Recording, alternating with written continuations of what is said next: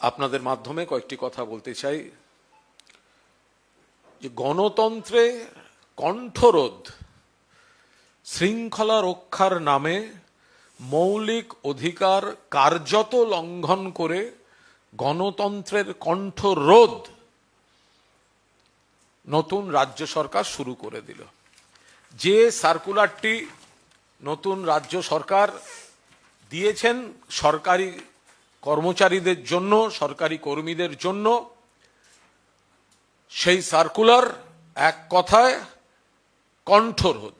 আমরা নিশ্চয়ই শৃঙ্খলা রাখার চেষ্টা সমর্থন করি, আমরা নিশ্চয়ই সরকারি কর্মীদের যে বেসিক ডিসিপ্লিন থাকবে আমরা সমর্থন করি, কিন্তু আমাদের গণতান্ত্রিক পরিবেশে সরকারি কর্মী মানেই কণ্ঠরোধ হবে এবং সরকারি কর্মী মানেই তারা শুধু সরকারেরই কাজ করবে, তাদের নিজস্বতা হারিয়ে কোনো মূল্যায়ন, কোনো পর্যবেক্ষণ, ব্যক্তির কোনো মতামত প্রকাশ করতে পারবে না। এ ধরনের কোনো আইন কড়াভাবে প্রয়োগ করার ক্ষেত্রে আমরা মনে করি যে গণতান্ত্রিক কাঠামোয় গণতান্ত্রিক পরিবেশ থাকা উচিত। আপনারা জানেন এর আগে মমতা বন্দ্যোপাধ্যায় সরকার যখন ছিল, সরকারি কর্মীরা কি করেননি? প্রকাশ্য সমালোচনা, আন্দোলন, এক একজন সরকারি কর্মীর হাতে মমতা বন্দ্যোপাধ্যায়ের ছবি বিকৃত করে নানা ধরনের স্লোগান, রাজ্য সরকারের 14 গোষ্ঠী উদ্ধার করে যে যা পেরেছেন বলেছেন, যেখানে পেরেছেন ধর্ণা করেছেন, অমুকের বাড়ির সামনে দিয়ে অমুকের পাড়ার সামনে মিছিল করতে হবে করেছেন। কি বলবেন তারা এখন? কি বলবেন তারা? গণতন্ত্রের কণ্ঠরোধের বিরুদ্ধে এখন তারা সরব হবেন না? Complete prohibition.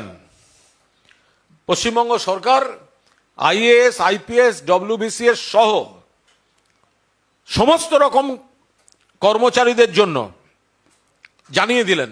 কি জানিয়ে দিলেন? সার্কুলারে এই মূল পয়েন্টগুলো জানিয়ে দিলেন। সরকারি অনুমতি ছাড়া সংবাদ মাধ্যমের সঙ্গে কার্যত কথা বলাতেই নিষেধাজ্ঞা, অনুমতি ছাড়া প্রবন্ধ লেখা, মিডিয়া বা রেডিও অনুষ্ঠানে অংশগ্রহণে নিষেধাজ্ঞা, অর্থাৎ ধর্ণা মঞ্চে বসে যারা বাইট দিতেন বিপ্লবী সাজতেন। মমতা বন্দ্যোপাধ্যায় যদি কঠোরভাবে এই আইনটি প্রয়োগ করতেন কি হতো বুঝতে পারছেন? কতগুলো বিপ্লব ওখানেই শেষ হয়ে যেত। কিন্তু কত বিপ্লবীকে বিপ্লবটা করতে দিয়েছেন মমতা বন্দ্যোপাধ্যায় বলেই। রাজ্য সরকারের নীতির বিরুদ্ধে, রাজ্য সরকারের সিদ্ধান্তের বিরুদ্ধে রাজ্য সরকারের কাছে নানা দাবি করে নানা আন্দোলন হয়েছে, এবং তার সঙ্গে অত্যন্ত বিকৃতভাবে মুখ্যমন্ত্রী এবং সরকার বা দলকে আক্রমণ করে রাজ্য সরকার তার কর্মী, এই কর্মী বলে পরিচিত একাংশ যা যা করেছেন। আজকে কি বলবেন? সরকারি তথ্য সরাসরি বা পরোক্ষভাবে দিতে পারবেন না। রাজ্য সরকার বা কেন্দ্রীয় সরকারের নীতির সমালোচনা করা যাবে না, নিষেধাজ্ঞা। আপনি রাজ্য সরকারের কর্মচারী, কিন্তু আপনি রাজ্য সরকারের নীতির সমালোচনা করতে পারবেন না। এগুলোই তো এতদিন হয়েছে। এবং মমতা বন্দ্যোপাধ্যায় হাজার সমালোচনার পরেও তিনি কিন্তু নিষেধাজ্ঞা জারি করেননি, এই আইন কঠোরভাবে প্রয়োগ করেননি। তখন আপনারা কি বলতেন? তখন আপনারা কি বলতেন? যদি মমতা ব্যানার্জি এই সার্কুলারটা দিত, যদি মমতা ব্যানার্জির সরকার এই সার্কুলার দিত, তখন আপনারা কি বলতেন? আজকে আপনারা নীরব কেন? যারা কাজ ফেলে ধর্নায় বসে থাকতেন, নীরব কেন? আপনাদের পরিষ্কারভাবে বলছে complete prohibition. Complete prohibition on members of the services in indulging any adverse criticism of any policy or decision of the central or the state government by any publication, interaction, utterance, publication, broadcast, contribution in any media. আপনি byte দিতে পারবেন না।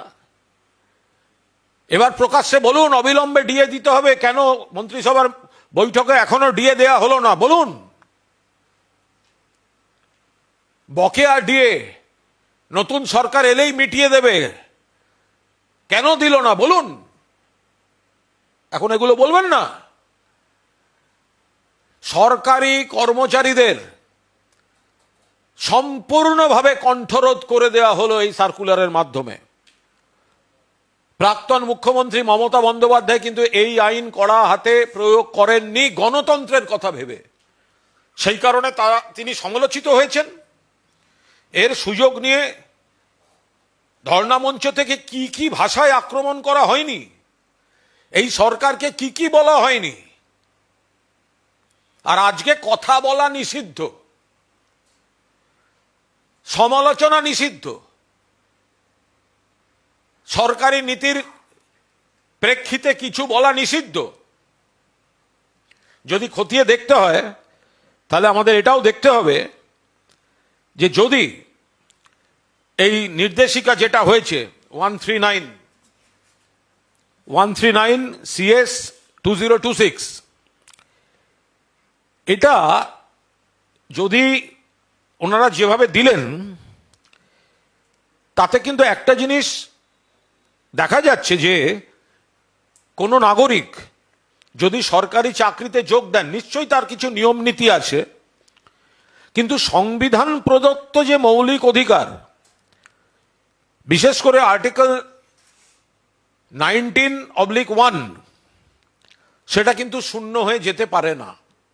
অর্থাৎ আপনার স্বাধীন মত প্রকাশের স্বাধীনতা আপনি সরকারি কর্মচারী বলে সেটা বিলুপ্ত হয়ে যেতে পারে না। এবং শুধুমাত্র একটা প্রশাসনিক আদেশের মাধ্যমে কোনো মৌলিক অধিকারকে সংবিধান স্বীকৃত সেটা কিন্তু কেড়ে নেওয়া যায় না। এই ধরনের কোনো সার্কুলার দেওয়ার আগে তার কেন প্রয়োজন, লিগ্যাল এবং পার্লামেন্টারি তার যে বৈধতা, প্রয়োজনীয়তা, প্রাসঙ্গিকতা, এগুলো প্রমাণ করা প্রয়োজন। আমরা খুব পরিষ্কারভাবে বলছি যে এই সার্কুলার, এটা দুটো তিনটে দিক আছে। একটা হচ্ছে সরকারি কর্মচারীদের কণ্ঠরোধ, দাবি দাওয়া নিয়ে আন্দোলন যাতে না ওঠে। এক হচ্ছে কণ্ঠরোধ, এই সার্কুলারের ফল কি, কেন করা হলো। নাম্বার 1, সরকারি কর্মীদের কণ্ঠরোধ, তারা আর নিজের কথা বলতে পারবেন না। 2, দাবি দাওয়া নিয়ে আর প্রকাশ্যে সরব হতে পারবেন না, যেটা মাননীয় প্রাক্তন মুখ্যমন্ত্রী মমতা বন্দ্যোপাধ্যায়ের জমানায় যে অধিকার ছিল সেই অধিকার কেড়ে নেওয়া হলো। আপনারা আর ইচ্ছা মতো সরকারের সিদ্ধান্তের বাইরে বা দাবি দেওয়া বা সরকারি সিদ্ধান্তের প্রতিবাদ আপনারা করতে পারবেন না। 3, একটা ঈশান করে কালো মেঘ জমার মতো একটা আশঙ্কা যে এই সরকার আরো এমন অনেক কিছু ডিসিশন নিতে চলেছে যেটায় সরকারি কর্মীদের মধ্যে থেকে আপত্তি ওঠার আশঙ্কা আছে, সেই কারণে গোড়াতেই মুখ বন্ধ করে দেওয়া হচ্ছে এবং তাদের শৃঙ্খলার নামে কঠোর বিধিনিষেধের আওতায় নিয়ে চলে আসা হলো। একটা আছে গণতান্ত্রিক বক্তব্য, আন্দোলন, প্রতিবাদ। সরকারি কর্মচারী যারা আছেন, সরকারি কর্মী যারা আছেন, তারা নানা বিষয়ে এতদিন মিছিল করেছেন, মিটিং করেছেন, ধর্ণা দিয়েছেন, বিবৃতি দিয়েছেন, সরকার বিরোধিতা করেছেন, মুখ্যমন্ত্রীর বিরোধিতা করেছেন। তাদের মুখে সেলোটেপ লাগিয়ে দিল নতুন সরকার।